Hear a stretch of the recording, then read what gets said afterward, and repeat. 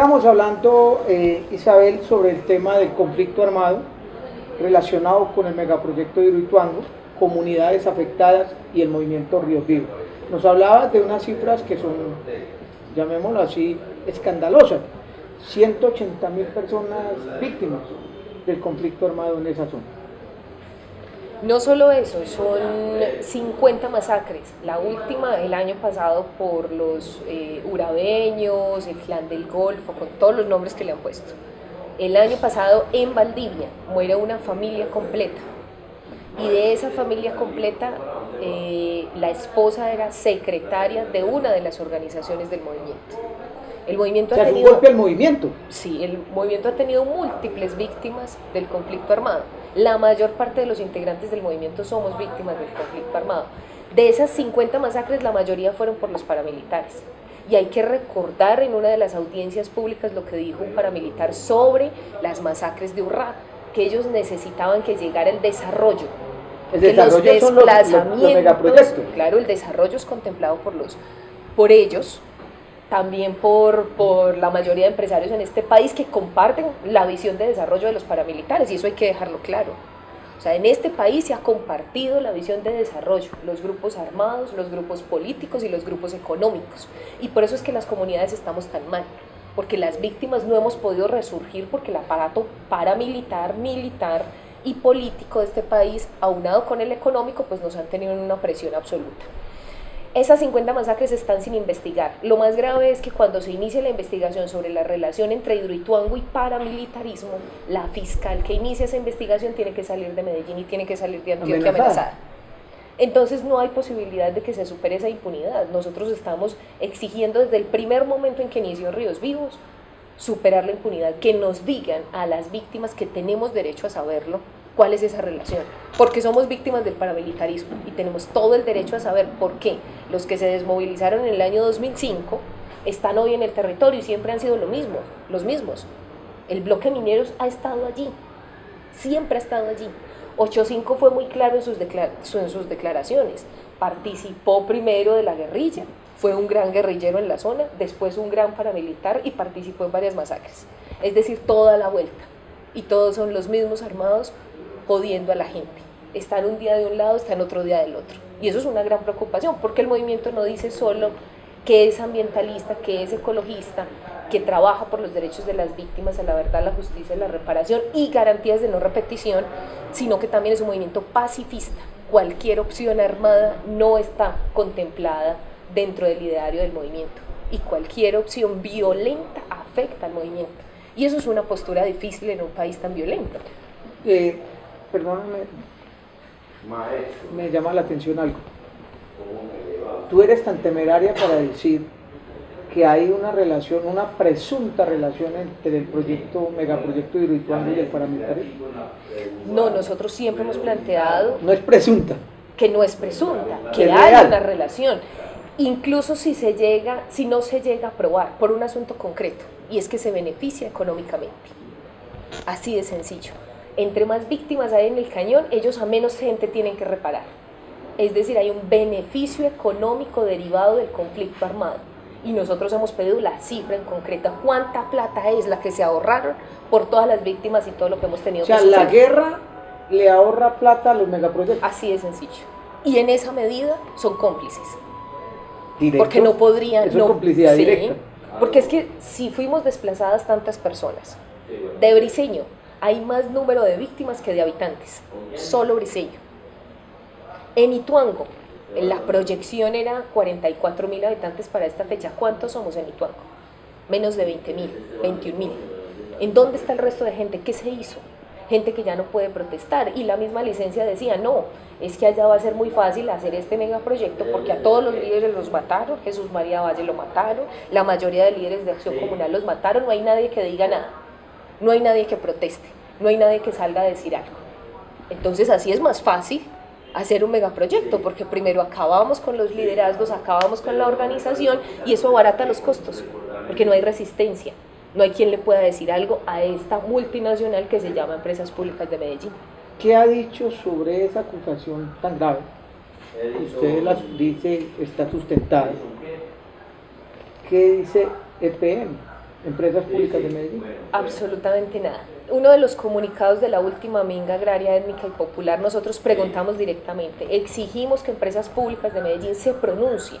¿Por qué nos llama un paramilitar reconocido de la zona a decirnos que no podemos gritar consignas en contra de PM?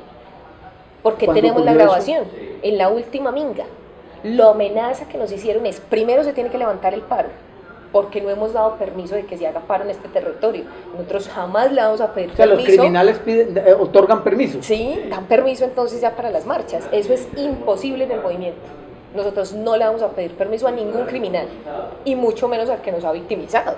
O sea, eso no puede ser, éticamente no podemos hacer eso. Primero nos dijeron no nos han pedido permiso, y segundo nos dijeron no se vayan a meter con EPM, no se metan con Hidroituango y dejen de gritar palabras muy feas, esas consignas en contra de EPM. EPM no ha dicho nada frente a No ha respondido por qué un paramilitar nos prohíbe gritar consignas en contra de ellos. Isabel, eso me da para preguntarte por qué esa problemática tan compleja, tan dura, tan descarnada que vive la región del cañón del río Cauca, del cañón del Cauca, ¿por qué no es conocida acá en Medellín? O se conoce poco, ¿por qué no es conocida a nivel nacional? O sea, ¿por qué está tan silenciada? Es un silenciador que ha puesto el grupo empresarial antioqueño, del que sabemos EPM tiene alta influencia por el grupo EPM, y sabemos que los grupos económicos, políticos de Antioquia tienen toda una estrategia mediática para encapsular Antioquia. No solo es Hidroituango, aunque Hidroituango sí es muy importante, pero no solo es Hidroituango. Yo me imagino que ustedes también han detectado eso. Nosotros nos dimos cuenta de eso en Estados Unidos en una de las audiencias en Washington, porque se logró romper esa cápsula que tienen aquí el poder económico y político en Antioquia para que nada se conozca afuera, si lo hacíamos de afuera hacia adentro. Casi nada de lo de Antioquia, aquí pasan cosas terribles, y uno va a Bogotá y muy poco conocen de Antioquia. No solo es Hidroituango, lo que nos pasa en Medellín, la crudeza de la guerra en Medellín, el dolor que vive la gente en Medellín, su pobreza, los enfrentamientos armados, todo fue opacado por una estrategia mediática que todos estos gobiernos anteriores planearon, que el grupo empresarial antioqueño planeó perfectamente, y que los defensores de derechos humanos nos hemos quedado sin estrategias comunicativas para decirle al mundo qué es lo que nos pasa. Muy poco se conoce afuera de Antioquia. Antioquia es vendido ante el mundo. Yo me quedaba sorprendida. La primera denuncia en materia de derechos humanos que hicimos con EPM, inmediatamente aparecieron vallas en todos los aeropuertos. Fui a Lima a una conferencia ambientalista, y aparecían vallas gigantes en Lima de las bondades de EPM, de cómo defendía los derechos humanos. Vallas en cada municipio, vallas en la ida al aeropuerto aquí. ¿Qué piensa usted del actual gobernador de Antioquia, Luis Pérez Gutiérrez, y del alcalde de Medellín, Federico Gutiérrez? Pues para el movimiento es una gran preocupación. Primero, que el actual alcalde de Medellín no nos reciba. No sé si es que no hay un espacio para el ambientalismo, para los debates ambientales profundos de las consecuencias que tiene el modelo de desarrollo en Medellín, de la concentración poblacional en Medellín, de la energía que consume Medellín y del desastre ecológico que produce Medellín en otras zonas, de cómo se beneficia Medellín económicamente, del dolor de la gente del Cañón del Cauca y del dolor de mi gente en Ituango y en todos los municipios. No sé si es que no le interesa al alcalde de Medellín, pero no nos ha querido recibir. Lo que hemos pedido es una cita en concreto, como para saber su opinión. ¿Y el alcalde no la ha dado? No la da. Y el gobernador de Antioquia tiene grandes contradicciones. En su plan de desarrollo es un plan que acaba con la propuesta ecologista, pero tiene por allá un pedacito que dice que cuida el agua. Entonces uno dice, es una esquizofrenia, como lo hemos dicho, es una esquizofrenia de plan de desarrollo. Cuando uno la lee, como ecologista dice, es un desastre ecológico lo que está proponiendo. Los megacultivos en todas las zonas de Antioquia, megaminería por todas partes, proyectos hidroeléctricos en todos los ríos y en todas las fuentes hídricas, y al mismo tiempo un capítulo ambiental de protección del agua y todo lo que hemos llamado los yuppies del ambientalismo, y es decir, no tome, consuma menos agua, bañes en día 2 y todas esas propuestas que no sirven para nada, porque aquí el problema es del modelo económico, de quién quiere concentrar el capital a través de apropiarse de los bienes de la naturaleza. Entonces, para nosotros, el gobernador, pues primero, en la última movilización que tuvimos el 14 de marzo, sacó un proyecto, una propuesta que nosotros le hicimos de un decreto departamental para solucionar los problemas en materia de conflictos mineroenergéticos, pero lo sacó y listo, y después se lo apropió. De manera politiquera salió a decir a todo el mundo, venga hacia acá, cuando el movimiento era el que le había dicho, venga, que esto hay que solucionarlo entre nosotros, que somos los que estamos presentando el conflicto. Para nosotros es muy riesgoso lo que pasa, porque le apuntamos a todas partes y no solucionamos nada de fondo. Los integrantes del movimiento, con todo lo que tú estás diciendo, del conflicto armado, del megaproyecto, de los intereses del grupo empresarial antioqueño, del paramilitarismo, de todo esto que ha significado la guerra en el Cañón del Cauca, ¿los integrantes del movimiento Ríos Vivos han sido amenazados? La mayoría. ¿Cuánto? Tenemos 3 amenazas colectivas, es decir... ¿Qué significa una amenaza colectiva, Isabel? Una amenaza colectiva es para todo el que sea de Ríos Vivos lo vamos a matar, así de concreto. Entonces me imagino que las medidas de seguridad son bastante amplias, son bastante generosas, porque si tú me dices que un movimiento como Ríos Vivos, ambientalista, defensor de derechos humanos, que trabaja con las víctimas, está amenazado en su conjunto, me imagino que ya hay medidas colectivas de seguridad. Tenemos unas medidas colectivas desde hace 3 años, pero no se han cumplido. Me estás diciendo Entonces, que el gobierno nacional no las ha cumplido. Sí están las medidas, pero ¿de qué nos sirven las medidas? Por ejemplo, una medida que no ha sido cumplida, que esté en resolución. Las mulas. Nosotros necesitábamos agilizar, ha sido un gran debate con la Unidad Nacional de Protección, porque le decimos, no solo somos un movimiento ambientalista, somos un movimiento de base, campesino, y estamos en un territorio rural de difícil acceso. ¿Y qué es eso rural de difícil acceso? ¿Necesitan mulas? Es que no puede ser ni carros, no, porque no entran. Lo único que hay es caminos. Necesitamos mulas y necesitamos canoas. O necesitamos Johnson para poder desplazarnos por el río. Pero eso no cabe en la cabeza de la UNP, que tiene unas medidas ya establecidas, y ha sido un problema que entienda, 1, que las mulas se requieren, 2, que son mulas cañoneras, que estamos a 300 metros sobre el nivel del mar, que el río es caudaloso, que hay un calor impresionante y que se cambia de temperatura rápidamente, y que las mulas tienen que nacer allí, crecer allí, para poder que estén adaptadas. Perdón, usted con lo que me está diciendo es que les van a enviar mulas desde otro lugar, ¿o qué? Esa fue la propuesta inicial y dijimos, eso es imposible. ¿De dónde le iban a mandar las mulas? De Bogotá. Mulas de la sabana para mulas en el río Cauca. En el cañón no se puede. Interesante. Y nos dijeron que si no aceptábamos esas mulas, que las mulas primero tenían que ser de otro lado, que porque las tenían que contratar con no sé quién. Entonces hay un problema de contrataciones que dificulta que lleguen las medidas, que es que las contratamos con esta empresa. Nosotros no nos interesa eso como víctimas y como personas amenazadas. Necesitamos es que lleguen las mulas y que las mulas sean cañoneras. Pero una mula cañonera no cuesta 1.300.000, entonces después nos dice que tiene que ser de 1.300.000, y nos decimos, una mula cañonera que tiene que aguantar jornadas de 24 horas, de 12 horas, de derecho, porque pues tiene que hacer 2 días de jornada, no cuesta eso, mínimo son 3 millones de pesos. ¿Por mula? Por mula. Cañonera. Cañonera, pero no es una mula sabanera.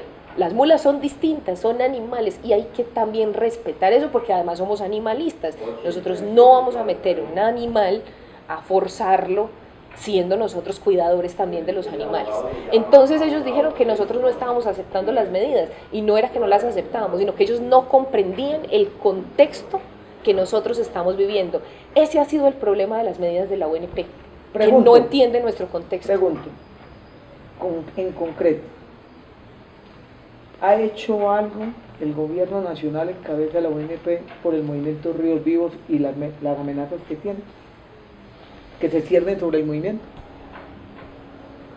Pues No, porque las amenazas han aumentado. Se supone que las medidas es para que las amenazas, para que el nivel de riesgo se disminuya. Eso no es cierto. En el papel, de los 17 amenazados de manera individual, la mayoría le quitaron las medidas.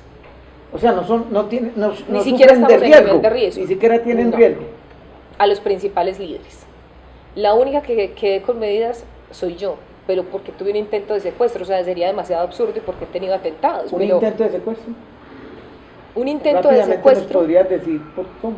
Un intento de secuestro que denunciamos que el principal sospechoso es Empresas Públicas de Medellín, con su aparato de seguridad privada. La seguridad privada lo llevamos a la fiscalía, presentamos pruebas. En el sitio donde intentaron secuestrarme había un carnet de un vigilante, estaban encapuchados, usaban las armas que usa la vigilancia privada, y aquí no se investiga nada y no pasa nada. ¿A usted la han intentado judicializar? Tengo a usted y al movimiento 3 procesos, 4, 5, bueno, varios procesos de intento de judicialización. El último fue por un presunto robo que el comandante de policía de Antioquia creía que sí, que habíamos hecho una manifestación pacífica y una ocupación pacífica de la alcaldía de Valdivia para robarnos un computador. O sea, ustedes hacen las marchas para ir a robarse un computador, ¿no? Sí, claro, y hay 500 personas para robarse un computador. Excelente posición la del comandante de policía Antioquia, me imagino que no ha respondido se le dijo que además había sido desmentido por el mismo alcalde. El mismo alcalde dijo, no, eso no es así, es que Ríos Vivos está siendo la víctima. Un falso positivo hecho por alcaldía y policía. Sí. Muy bien. Pero hasta hoy no hay nada. El comandante de policía de Antioquia le estamos exigiendo, usted tiene que retractarse porque mi nombre, como Isabel Cristina Zuleta, quedó como ladrona. Hacemos movilizaciones para robar, y nos dijo además vándalos, cuando el movimiento ha sido supremamente estricto en nuestras movilizaciones. Pacifista. Ni una sola llanta se quema, nunca hemos siquiera elevado una piedra, porque no hacemos eso, pero él sale a decir que somos vándalos. Isabel, con todo eso que te escucho sobre el tema de amenazas, de lo que te ha otorgado de seguridad a usted y al movimiento, la Unidad Nacional de Protección, ¿usted considera que son suficientes los medios que el gobierno le está entregando en el tema de medidas de protección al movimiento y a usted? Definitivamente no. ¿Falta mucho? ¿O falta todo? No solo falta mucho, yo creo que falta voluntad política para entender la realidad de los defensores ambientales en contextos rurales. O sea, falta todo, no se ha hecho absolutamente nada por entender las luchas ambientalistas por parte de la Unidad Nacional de Protección, y tampoco sus respuestas son oportunas. O sea, ¿cómo es posible que las amenazas de compañeras, además porque la mayoría somos mujeres, de 3 compañeras mujeres que les llegan a sus celulares que tienen que salir en 72 horas porque no pueden oponerse al proyecto? La hicimos en junio del año pasado y apenas hasta esta semana le respondió la UNP que no tenía ningún tipo de riesgo. O sea, junio del año pasado, un año entero. Discúlpeme, Isabel, ¿le hacen a ustedes análisis sin tener estudios de riesgo, sin tener en cuenta los análisis de contexto? Sí. Y eso es un problema. No, es que alguien pudo haber enviado ese mensaje. O sea, cualquiera se pone a jugar a mandar el mensaje. Bueno, ¿qué sigue en la proyección de Ríos Vivos? ¿Qué va a hacer de aquí en adelante? Pues Ríos Vivos en este momento se concentra en todo lo que tiene que ver con la protección del bosque. El bosque es fundamental en el Cañón del Cauca. Sin bosque es otra medida de desalojo forzoso. ¿Por qué? Porque la policía ha venido desalojándonos de manera forzosa. Digo desalojándonos porque yo me quedo en el cañón mucho tiempo, habito, tengo varias casas en distintas playas y me quedo con la gente. No es un asunto desde la ciudad. Los integrantes de Ríos Vivos tienen que saber qué es vivir allá, porque si no, no pueden defenderlo. El que no conoce eso no puede defenderlo. Y el último desalojo pues implicó un operativo militar de grandes proporciones. Nos desalojaron a una comunidad muy grande de La Arenera, y hoy pues esa comunidad está dispersa por el cañón, pero la nueva estrategia de desalojo es acabar con el bosque, porque no hay posibilidades de habitar el territorio por las altas temperaturas, que pueden llegar a 40 grados, bajo sombra. No hay posibilidad de estar allí, de seguir barequeando, de seguir pescando sin el bosque. Entonces es más fácil quitar el bosque que sacar a la gente con procedimientos policivos de los cuales saben que son ilegales, saben que están violando los derechos internacionales, los protocolos internacionales para desalojos forzosos, nunca los cumplió Empresas Públicas de Medellín. Entonces, como es una cosa que genera, digamos, tanto dolor, tanta frustración en la gente y la opinión pública ya tiene una sensibilidad ante los desalojos forzosos, prefieren acabar con el bosque, se secan las aguas, se quita la sombra y la gente ya no puede estar allí. Un mensaje final para quienes nos están viendo y para el gobierno nacional. El bosque seco tropical está en vía de extinción en el planeta. Quitar los reductos del bosque seco tropical implica una afectación planetaria. Este es uno de los reductos mejor conservados, también se ha dicho por el conflicto armado, porque si no la frontera agrícola habría llegado allí. Mejor conservados del país. El país no cuenta sino con el 8% del bosque seco tropical. Esto es un asunto de todos los ciudadanos. Necesitamos ese bosque es muy importante para muchas especies que están en vía de extinción. Isabel Cristina, muchas gracias por acompañarnos. Nos ha dado usted cátedra en el tema de lo que es la defensa de lo ambiental, que es la vida del cañón del río Cauca, y te agradecemos que nos hayas acompañado.